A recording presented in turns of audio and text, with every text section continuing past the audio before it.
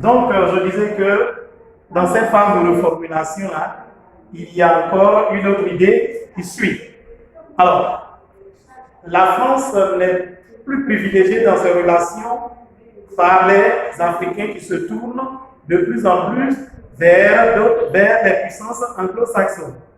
Passons donc à la deuxième partie. Deuxièmement, et dans cette séquence, nous avons, je dirais, deux idées. La France soutient les dictateurs africains francophones. Ça, c'est la reformulation de la première idée. La deuxième donne ceci. La France a une politique migratoire. La France a une politique contradictoire. Elle dit ne pas s'ingérer dans les affaires africaines, mais prend parti au nom de ses intérêts économiques.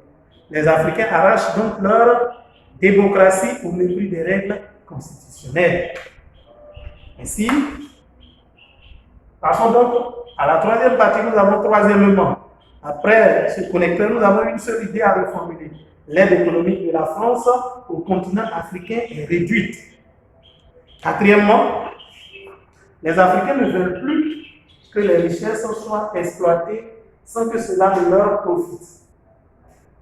En conséquence, ils veulent s'ouvrir à d'autres partenaires. Nous passons donc au 10e paragraphe de la dernière séquence. Nous avons deux idées. La France doit revoir ses relations avec l'Afrique. Deux points. L'Afrique doit y gagner désormais. Et puis la dernière idée. Ainsi, les Africains pourraient lui accorder leur confiance et en faire un partenaire privilégié. Voici donc les reformulations possibles des idées que nous avons. Après cette reformulation, on passe à la dernière étape, l'étape de rédaction du résumé. Et comme nous avons déjà reformulé les idées, je voudrais vous donner juste le temps de faire vous-même le résumé, c'est-à-dire en prenant le temps de prendre tous les éléments, les idées essentielles reformulées, en les agençant avec des connecteurs logiques qui pourraient permettre d'établir les liens entre les différentes idées sélectionnées. Et comme vous avez le support de cours qui vous a été transmis, vous prendrez et vous verrez la rédaction du résumé. Ainsi donc, vous avez cette proposition. Et ce résumé comporte 182 mots. Il faut retenir que ça devait se situer dans l'intervalle de 166 mots à 202. Le résumé lui devait faire 182 mots et 184 mots. Donc, qu'est-ce qu'on doit retenir? On doit retenir que lorsqu'on fait la rédaction du résumé, on peut ne pas trouver exactement le nombre de mots demandés, mais le nombre de mots trouvé peut être inférieur au nombre de mots demandés ou supérieur. Mais cela doit s'inscrire dans l'intervalle déterminé. Et dans notre cas, c'est 166, 202, et notre résumé fait 182 mots. Donc, nous sommes dans les normes. À vous de relire, de voir les connecteurs logiques qui ont été ajoutés et comment ça a été agencé. Il faut retenir également que le résumé se rédige en un seul bloc. On ne vient pas à la ligne. Le résumé se rédige en un seul bloc. Après donc le résumé, nous allons passer à la troisième étape de la production écrite. Alors, la production écrite comporte trois parties, on l'avait rappelé, l'introduction, le développement et la conclusion. Qu'est-ce que nous devons retenir simplement? Au niveau de l'introduction, nous avons ici un rappel des composants de l'introduction. Quand vous prenez le cours, le support, vous allez vous rendre compte que pour pouvoir faire le résumé, on a besoin d'une phrase d'accrochage au test. Phrase d'accrochage au test qui comporte le nom de l'auteur, la source, le rappel de la thèse à étayer ou à réfuter. Et puis la prise de position. Dans la prise de position, nous disons si nous allons étayer ou nous allons réfuter. Ok? Donc c'est ce qu'on appelle l'annonce du plan qui est la prise de position. Ainsi donc, vous avez une proposition ou un exemple de rédaction d'une introduction à partir du test support que vous avez. Je vous demande de le lire pour mieux comprendre, puisque nous n'avons pas suffisamment de temps. Vous avez l'exemple de rédaction d'une introduction. Ce que j'aimerais ajouter, c'est que l'introduction aussi se rédige en un seul bloc. L'introduction de la production écrite ne comporte pas de problématique. vous l'avez constaté.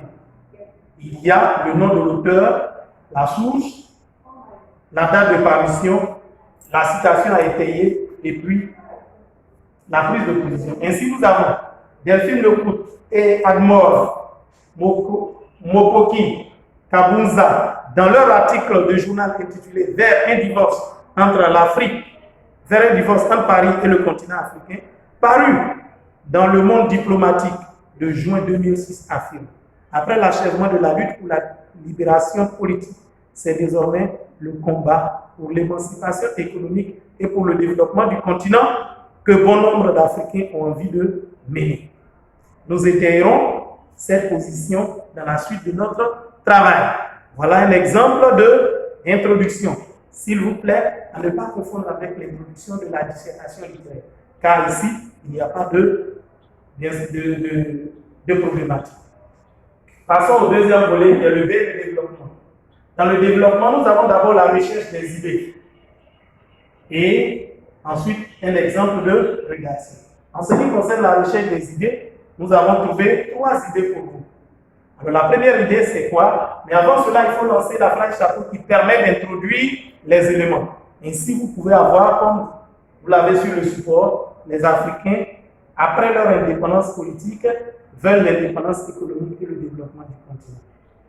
Premier argument, unité économique de l'Afrique à l'image de l'Europe. Exemple, l'Union africaine, organisation sous-régionale comme la CEDEAO.